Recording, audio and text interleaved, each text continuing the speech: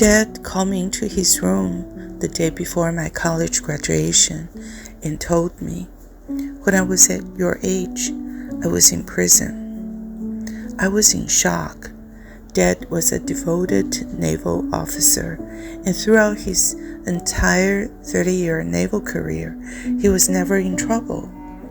He retired as an admiral. How could he have ever been in prison? Dad graduated from China's Naval Academy in 1939, the year the Republic of China lost the mainland to Red China.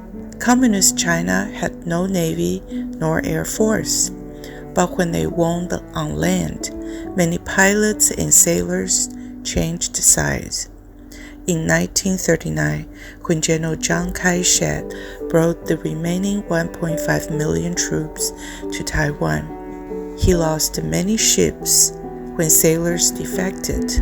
When the ships turned around, the officers who refused to join the rebels were killed. The ones who joined the Red Navy under gunpoint had to show loyalty by turning their weapons on their old fleet.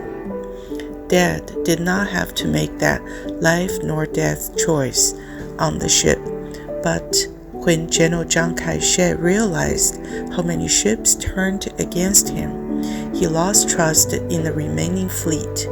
He placed an army general as the Navy secretary, and this decision led to more defeat and more defections. 1939 was a terrible year. Dad was an orphan. The classmates he grew up with during World War II were his only families, and suddenly they were all gone. He did not know if they were alive or dead, nor if they defected or were forced to do so to survive. He dared not make any friends because he did not know if one of them would turn a gun at him. So he stopped chatting with shipmates, fearing one unintentional wrong word could lead to trouble. He did nothing wrong, but he was still arrested and sent to prison. It was a nightmare Dad could not forget. He told me how they were tattooed with "Kill the Commie" on their arms in order to fight at the front line. The tattoo would ensure they'd be killed if captured. Anyone who voiced against the order were executed. Their death warrant was canceled at the last minute when the top realized there wouldn't be anybody left to run the ships. Dad was sent to an education camp for 3 years. Most of his cellmates retired early after their release, but the few remaining ones took up top Navy posts, including Dad. Dad told me that he was proud and happy to see me and my 3 brothers doing well in school. He encouraged me to seek an advanced degree in America. He wanted me to live my life without living under the shadow of war. He wanted me to live in a free country with plenty of opportunity. The United States offered plenty of job opportunities and the freedom my dad could only dream of. But in 1993, after reading an article in Orange County Register, I realized the war has not changed. The evil and stupidity inside human genes is still the same. Just like the China 60 years before, people in Yugoslavia turned against one another in early 1990. The Croatian War of Independence was from 1991 to 1995, followed by the bloody Bosnia War between 1992 to 95. The war was not reported in America, so I didn't know until 1993 when I read the article. I thought the war would have learned through World War I, World War II, and the bloody Chinese Civil War.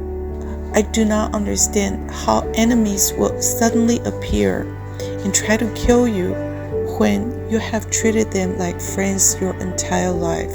But as soon as the peace treaty was signed, those enemies will be neighbors again. And the evil enemies were mostly figures created and painted as such by the media. How you, a law-abiding citizen, can be turned into a knife pointing to the enemy's hearts. But the same silly show played out again and again in the Balkans and other parts of the world. For hundreds of years, the people in the Balkans spoke different languages and believed in different religion, but they formed a country when they realized their vulnerability during international conflicts. The fragile appliances worked fine behind the Iron Curtain, led by Joseph Tito. Yugoslavia, during the communist regime, defied the Soviets. He was called a dictator, but the Yugoslavia people enjoyed better lives than most of the other Iron Curtain countries. There was no friction between the republics during Tito's time, mostly because it was not allowed, and partly because Tito was from Slovenia, a small republic. He did not favor Slovenia nor Serbia because they were all Yugoslavian. But when the Communist Party's iron rule became a thing of the past, people started wanting better lives. Protests, strikes, debates, election problems became part of life. Conflicts became part of life. In the 1990s, the once powerful Balkan socialist parties lost to ethnic separatist parties. Actually, in the first multi-party elections held across the country, other than in Serbia and Montenegro, where Milosevic held on to power, the world changed in former Yugoslavia. Then the nationalist rhetoric on all sides became increasingly heated. Between June 1991 and April 1992, 4 republics declared independence. What happened then became a textbook example of human stupidity and cruelty, and a replay of Civil War history. Actually, war is war. Each side painted the other side as evil. The Bosnian War stood out because it is a textbook example of genocide, and it happened in modern-day Europe. It is hard to imagine any educated person will kill. It's an honor to join force to defend your country, right? But what happened when you no longer know which side of the war is the country you need to defend? Was it the country you pledge your allegiance to, or the republic you pledge your love to? What if you were shown how your country's military killed your people? What if you were shown your independence caused the death of military and civilian? Who should you believe? During a time when fake news was carefully kept secret, you may be fed fake news, but you don't know it is fake news. How can you not react in rage when you read such things? That may be what happened in the Balkans. Did you know in 2008, the International Criminal Tribunal for the former Yugoslavia convicted 45 Serbs, 12 Croatians, and 14 Bosniaks for war crimes committed during the Bosnian War. 100,000 to 200,000 died in the conflict. Over 2.2 million people were displaced.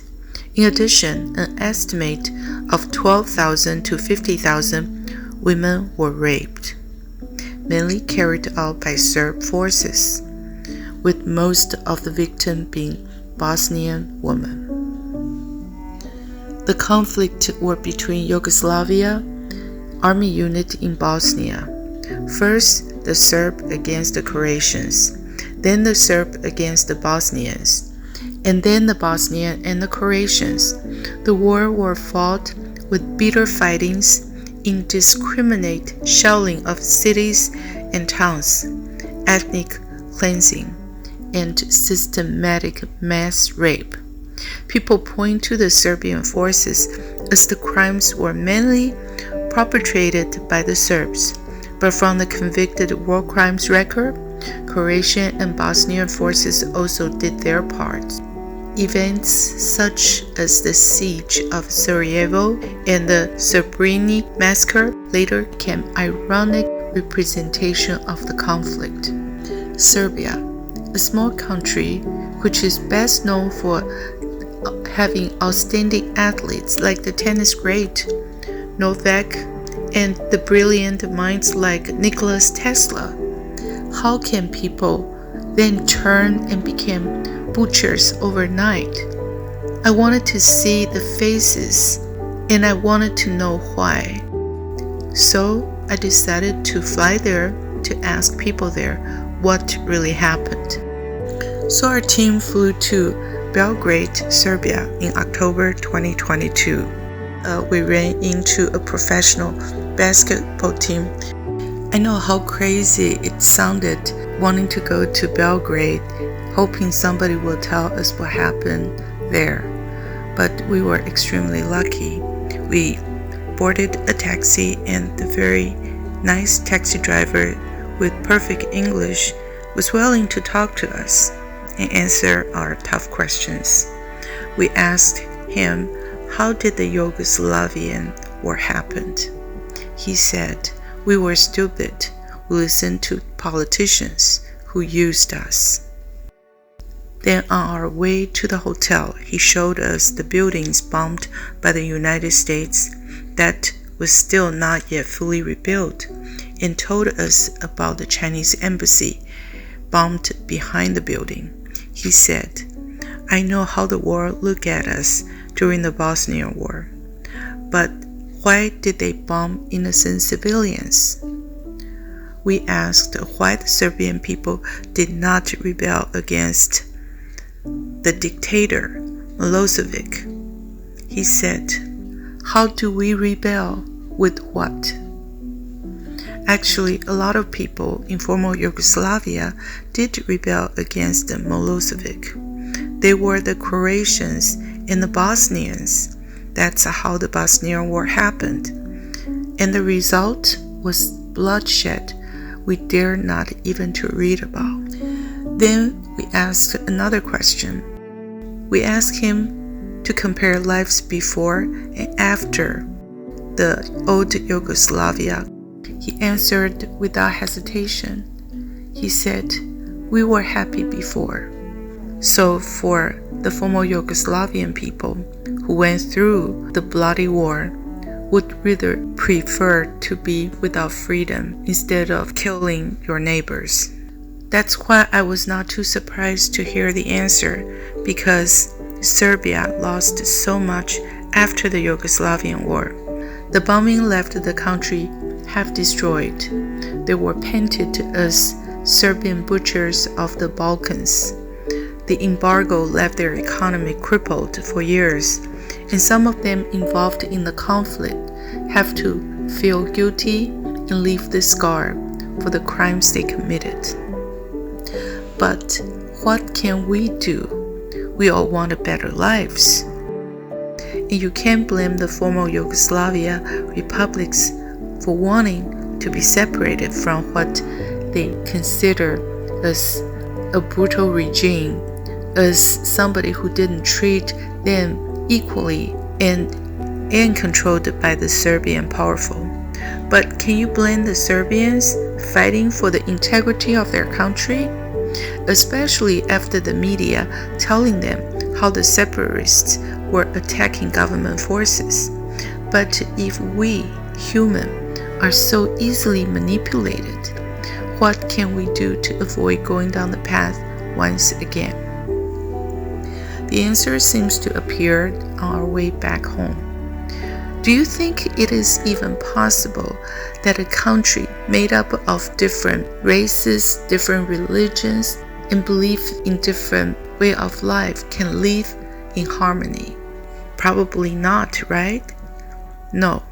Let's take a look of Singapore. Singapore is a small island of only 733 square kilometers. It is about 36 times the size of Disney World, but it hosts 5.6 million people. 74% is ethnic Chinese, with 14% Malays and 9% Indian.